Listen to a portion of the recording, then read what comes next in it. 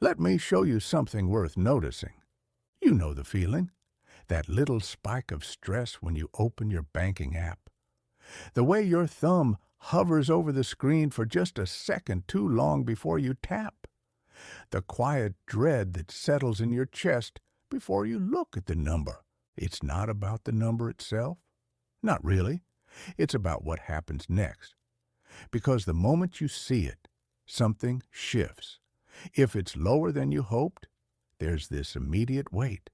If it's higher, there's relief, but also this strange guilt, like you don't deserve to feel good about it.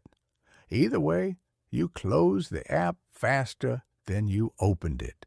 And here's the thing, you're not careless. You're not lazy. You're not bad with money. You're just doing what every human brain is wired to do. You're avoiding pain.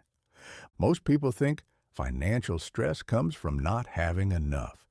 And sure, that's part of it. But the deeper issue isn't scarcity. It's uncertainty. It's not knowing. Because when you don't know, your brain fills in the gaps.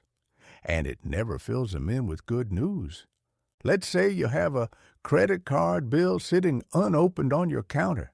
You know it's there. You've known for days, maybe weeks. And every time you walk past it, you feel it. That little pull. That quiet voice saying, you should just open it and deal with it. But you don't. You make coffee instead. You check your phone. You do anything but look at that envelope. And it's not because you're irresponsible. It's because your brain has already decided that opening it will feel worse than not opening it. It's made a calculation, a bad one, but a calculation nonetheless. It's chosen the devil it doesn't know over the devil it does. This is where most advice gets it wrong. People will tell you to just face it, to rip off the Band-Aid, to be an adult, as if knowing that helps, as if the problem is that you didn't realize avoidance was bad. But you do realize, you've always realized. The issue isn't awareness, it's that your nervous system is running the show and it doesn't care about logic.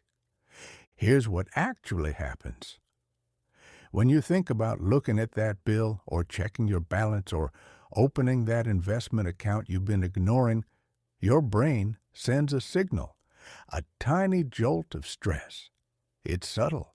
You might not even notice it consciously, but your body notices. And it says, no thanks.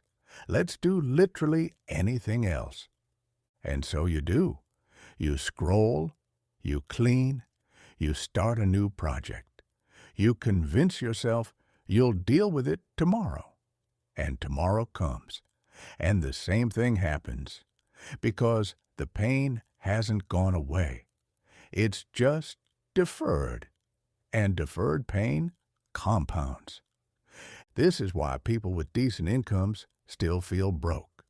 Why someone making the six figures can feel just as financially anxious as someone making $40,000. It's not the amount. It's the avoidance.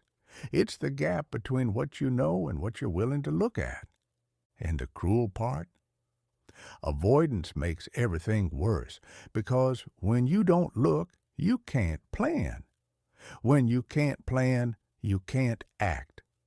When you can't act, the situation deteriorates, and when it deteriorates, the idea of looking becomes even more painful. It's a loop, a tight one.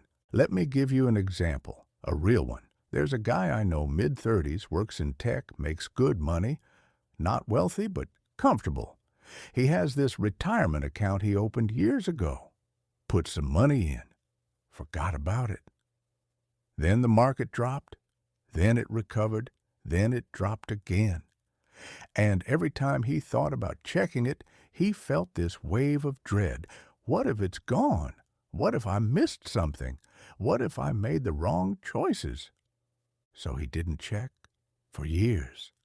And the longer he didn't check, the worse the idea of checking became. It wasn't about the money anymore. It was about the weight of not knowing, the shame of avoidance, the fear that he'd screwed up and it was too late to fix. Eventually, he logged in. Had to, for tax reasons. And you know what he found? The account was fine, not great, not terrible, just fine. And the relief he felt wasn't about the number. It was about the end of the loop, the end of the avoidance, the end of carrying that weight. But here's what stayed with him. He realized he'd spent years being anxious about something that wasn't even real. The catastrophe in his head was worse than anything in his account. And all that energy, all that stress, all that mental load, it didn't protect him. It didn't help. It just made him tired. This is the hidden cost of avoidance. It's not just that you don't deal with the problem, it's that you carry the weight of not dealing with it. And that weight is heavier than the problem itself. It sits with you in the background, a low hum of dread that never quite goes away. And the worst part, you don't even realize how much energy it takes, because it's constant, it's ambient, it's just part of your baseline stress, until one day you actually deal with it and you feel lighter and you think, why didn't I do this sooner? But the answer is obvious.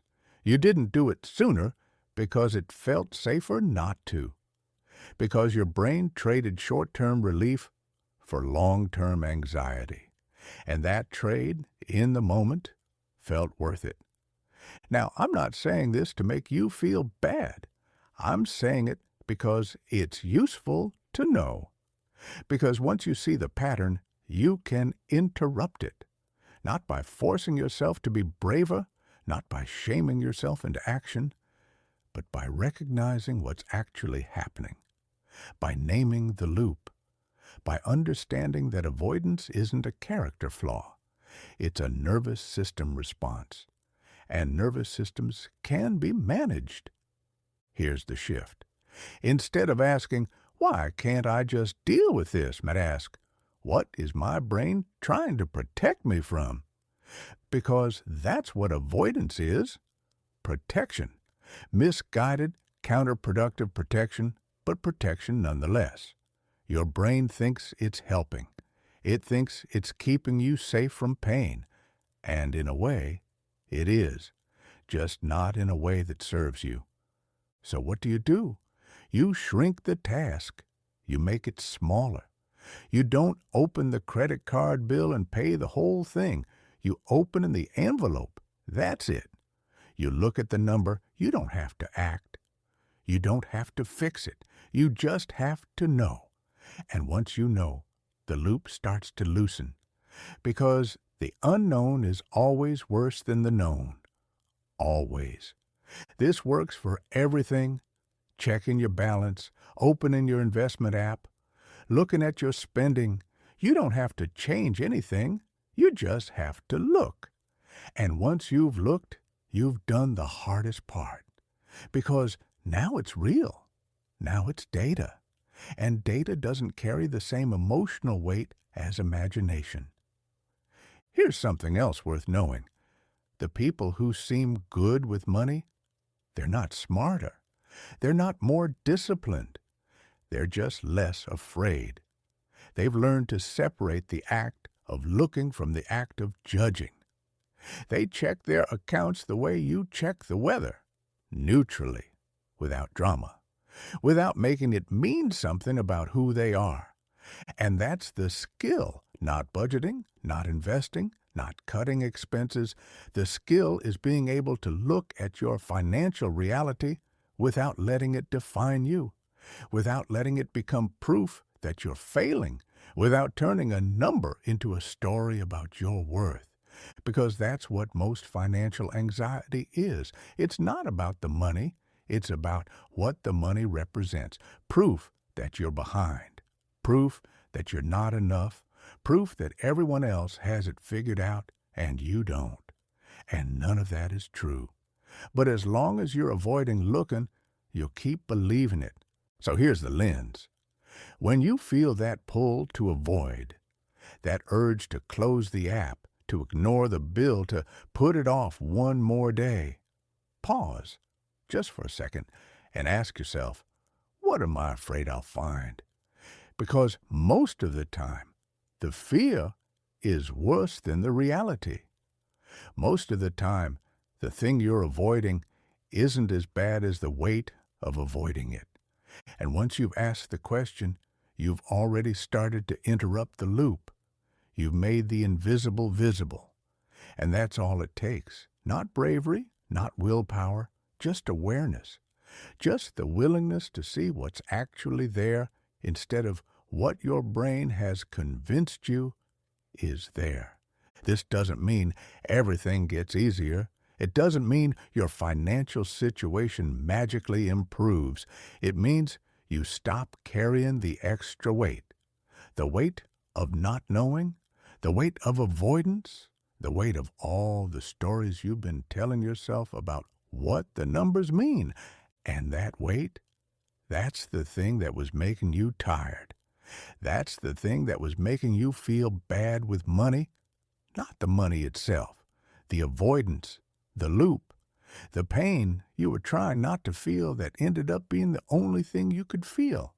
So if you take anything from this, take this. You're not broken. Your brain is just doing what it's designed to do. And once you see that, you can work with it. You can shrink the tasks. You can separate looking from acting. You can make the unknown known. And once you do, the anxiety starts to lift. Not all at once, but enough. Enough to breathe. Enough to move forward. Enough to stop running from the thing that was never chasing you in the first place. Thanks for watching.